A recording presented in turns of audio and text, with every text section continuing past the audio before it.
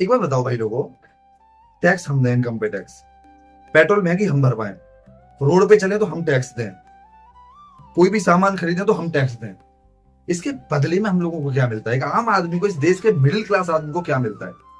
वो middle class आदमी तो 45 डिग्री की इतनी गर्मी में रोड पे खड़ा होकर अपनी कारखानों में या कंपनीज में खड़ा होकर इतनी मेहनत करता है, पसीना बहाता है, और फिर वो टैक्स भरता है इतने। उस आदमी को मिलता क्या है इतनी मेहनत करने के बाद? कभी आप सबने सोचा? तो चलिए वीडियो शुरू करते हैं। मैं आपको बता दूं, ये वीडियो किसी पार्टी और किसी नेता इनके खिलाफ नहीं है, ये वीडियो है सिस्टम के खिलाफ। आखिरकार हमारे देश का सिस्टम इतना खराब हो चुका है कि उसमें जो टैक्स पेयर्स हैं, जो टैक्स दे रहे हैं, जो इतनी मेहनत कर रहे हैं दिन रात, उनके लिए कुछ भी नहीं है। तो चलिए वीडियो शुरू करते हैं। आप एक बात सोचिए, आप इतने टैक्स देते हैं, एक आम आदमी इतने टैक्स देता है, तो उस टैक्स के बदले वो गवर्नमेंट से भी तो कुछ उम्मीद रखता होगा। भाई जब हम देश के उन्नति में और उत्थान में हम इतना पैसा दे रहे हैं गवर्नमेंट को, तो उससे भी हमें बदले में भी तो कुछ चाहिए होगा, जब भी तो हम दे रहे हैं। अब इसके बदले में मिलता क्या है? मैं बता रहा हूं, आपके टैक्स के बदले में मिलती है नेताजी के काफिलों के लिए 20 गाड़ियां आगे, 20 गाड़ियां पीछे। नेताओं को मिलती है Z+ सिक्योरिटी। नेताओं को मिलते हैं बड़े बड़े अच्छे एनडीए से निकले हुए पढ़े पढ़े अच्छे बच्चे, जो उनकी सिक्योरिटी में, उनकी सेफ्टी में उनके साथ खड़े होते हैं। आपके पैसे से ये सब मिलता है। एक आम आदमी देता है इतना पैसा गवर्नमेंट को टैक्स के लिए, टैक्स के रूप में, ताकि उसके बच्चों को फ्री में एजुकेशन मिल सके, अच्छी क्वालिटी की एजुकेशन। उनके बच्चों को या उनकी फैमिली को या उनको एक फ्री में हेल्थ केयर अच्छी मिल सके देश में। उनकी हेल्थ के लिए या दवा वगैरह या कुछ भी इलाज उन्हें करवाना हो तो वो थोड़ा कम पैसे में या फ्री में मिल सके। एक आम आदमी इतना टैक्स इसलिए पे करता है ताकि जब वो रोड पे चले तो वो सुकून से चल सके, ताकि उसको प्रॉब्लम हो, ताकि कोई व्हीकल खरीदे, उस व्हीकल के रोड पे जब लेके चले उस वाहन को, उसकी लाइफ अच्छी रह सके व्हीकल की। लेकिन उसको मिलता क्या है इसके बदले? टूटी फूटी रोड। अगर आपको टूटी फूटी रोड से निकलना है तो आप आराम से जा सकते हैं अपने व्हीकल की लाइफ खत्म करके। जैसे ही इंसान ने चूज किया मैं हाईवे अच्छे रोड से जाऊंगा, तो फिर से उसको टैक्स देना पड़ेगा, टोल टैक्स। आखिरकार आप चाहते क्या है आम इंसान से? अभी एक एग्जांपल लेते हैं, सरकारी स्कूलों में मैं बता रहा हूँ 45 डिग्री के आसपास टेम्परेचर अभी पहुंचा है। सरकारी स्कूलों में कई स्कूल ऐसे होंगे जिनमें अच्छी तरह से अभी भी पंखे नहीं चलते होंगे, पंखे भी चालू कंडीशन में नहीं होंगे। उनको चलवाने के लिए उनके प्रिंसिपल को एप्लीकेशन लिख के भेजना पड़ेगा, तब उसका बजट निकल के आएगा, तब जाके वो पंखे सही होंगे। कैसे कैसे इस देश की जो नेक्स्ट जनरेशन है वो स्ट्रगल कर रही है, और उनके माँ बाप इतनी मेहनत करके भी उनको इतना टैक्स भर रहे हैं गवर्नमेंट को, फिर भी उनको अच्छी सुविधाएं नहीं है। अब सोच के देखिए, एक नेता की रैली निकलने वाली है अभी, और उस रैली में अगर आप एक बार बोलते हैं नेताजी वहां जा रहे हैं, 2 घंटे के अंदर ना वहां पे 400-500 कूलर इकट्ठे हो जाएंगे। जहां सरकारी स्कूलों में अच्छी तरह से बेंच भी अवेलेबल नहीं है ना आज की डेट में, कई स्कूलों में, वहां पे नेताजी की रैली के लिए 400 से 400, 4000 से 5000, 2000, जितनी कुर्सियों की रिक्वायरमेंट होगी इतनी देर में इकट्ठी हो जाएंगी। क्या हमने कभी सोचा आखिरकार कि हम टैक्स दे रहे हैं तो हमारी नेक्स्ट जनरेशन का फायदा क्या हो रहा है, या हमारी नेक्स्ट जनरेशन कहां जा रही है हमारे टैक्स के बदले? या हमने बस आदत डाल लिया है नेताओं को, बस नेताओं के पीछे घूमने की। एक आपके पास एक हमेशा मुद्दा रहा है इस देश में सिक्योरिटी का, सुरक्षा का। टैक्स से आप बेसिक रिक्वायरमेंट तो आप सोच सकते हो, सुरक्षा, कि आपको सुरक्षा मिलनी चाहिए, सेफ्टी मिलनी चाहिए।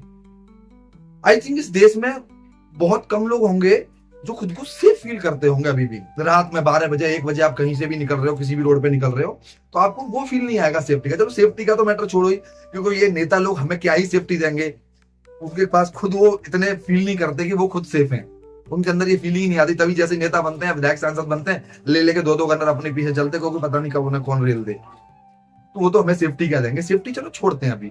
अभी हम बात करते हैं एजुकेशन के ऊपर। आप ये क्यों नहीं बोलते हैं एजुकेशन के लिए आपने इतना पैसा हर साल लेते हो, एजुकेशन के लिए क्यों नहीं डालते हो इतना पैसा एजुकेशन में? अगली नेक्स्ट जनरेशन, आप बोलते 2046, 2080, कोई कुछ वादे कर रहा है, कोई कुछ वादे कर रहा है कि यहां तक जाके हम देश को विश्व गुरु बना देंगे। कैसे?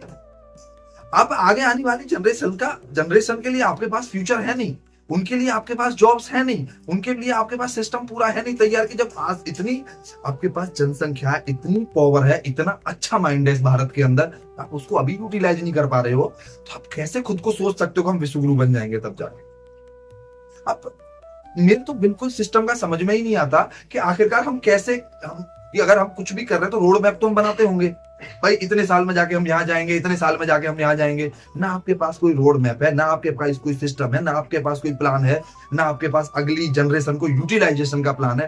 देन आप कैसे इस देश को शुरू बनाएंगे? और मैं तो जनता को बोलता हूँ यार, आप लोग कैसे इनको चुन लेते हैं कि इनके चुनावी वादों के चक्कर में कि कोई जातिगत बातें करेगा, कोई धार्मिक चीजें उमड़ा देगा तुरंत से, कि धार्मिक भावना आपके अंदर एकदम से उमड़े, आपको बस सुरक्षा, देश की सुरक्षा, वही सारी चीजें दिखने लगे। आई विल टेल यू कि आप लोग ना एक काम शुरू करो कि संसद में शिक्षा का महत्व कौन कैसे समझेगा, आप खुद सोचो। शिक्षा कोई ऐसी चीज नहीं है जो बिना शिक्षा के बारे में समझे उसका महत्व समझ जाए। शिक्षा का महत्व पढ़ा लिखा व्यक्ति समझ सकता है, जो बहुत अच्छा पढ़ा लिखा हो, जिसको शिक्षा की वैल्यू पता हो कि अगर कोई इस देश में एक बहुत अच्छी एजुकेशन से पाके इंजीनियर बनेगा तो इस देश में उसका कितना बड़ा योगदान होगा। अभी मैं बीटेक के पेपर देके आया हूँ, एक पेपर हुआ है कल का, उसमें इंजीनियर्स का देश के उत्थान में क्या योगदान है वो क्वेश्चन था। उसके ऊपर अलग से वीडियो बनाऊंगा, तब मैं ये चीज आपको डिटेल में करूंगा, एजुकेशन का कितना महत्व रहता है और महत्व उस एजुकेशन का कौन समझ सकता है। जो नेता अनपढ़ होते हैं, जिनको कुछ पता ही नहीं है एजुकेशन होती क्या है, वो लोग उसका महत्व कैसे, वो समझे 10th कर ली, 12th कर ली, बस पढ़ लिए, नेतागिरी में आ गए, इलेक्शन जीते, बस बन गए सांसद विधायक, अपने बच्चों को सेटल कर दिया। उनको कैसे पता रहेगा शिक्षा का महत्व। शिक्षा का महत्व तो वही व्यक्ति समझ सकता है जो पढ़ा लिखा होगा। आपके पास जब नेता वोट मांगने आए, इस बार नेताजी वोट मांगने आए, तो मैं आपसे ये रिक्वेस्ट करूंगा, उनसे आप क्वेश्चन करना कि आप शिक्षा के स्तर में क्या चेंज करने वाले हो, आप कितने पढ़े लिखे हो।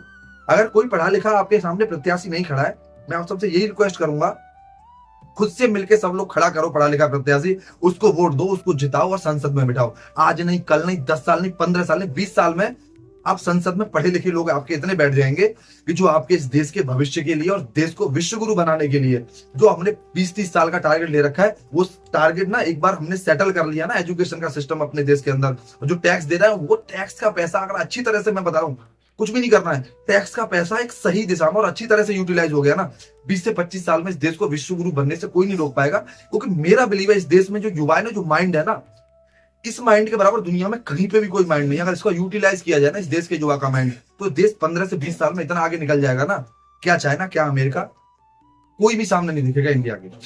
यार अगर आपको भी लगता है आपको टैक्स का पैसा अच्छी जगह जाना चाहिए, तो वीडियो में कमेंट करके जरूर बताओ और वीडियो को ज्यादा से ज्यादा शेयर करो, ताकि लोग समझें, लोग चीजों को समझें। आखिरकार वो नेताओं के साथ एक सेल्फी लेके जो खुश हो जाते हैं, वो नेता हमारे भगवान नहीं है, नेता हमारे सेवक है, उनको वोट देके हमने जिताया है, उन्हें हमारे लिए काम करना ही पड़ेगा। और उन चीजों पर फोकस मत करिए, नेता को भगवान मत बनाइए। वीडियो अच्छी लगी तो वीडियो को लाइक करना, कमेंट करके मेरे को जरूर बताना आपको वीडियो कैसी लगी, और चैनल को सब्सक्राइब जरूर कर लेना। ऐसे ही आपको समाज को जगाने वाली वीडियो में बनाता रहूंगा। बहुत बहुत धन्यवाद आप सबका, थैंक यू।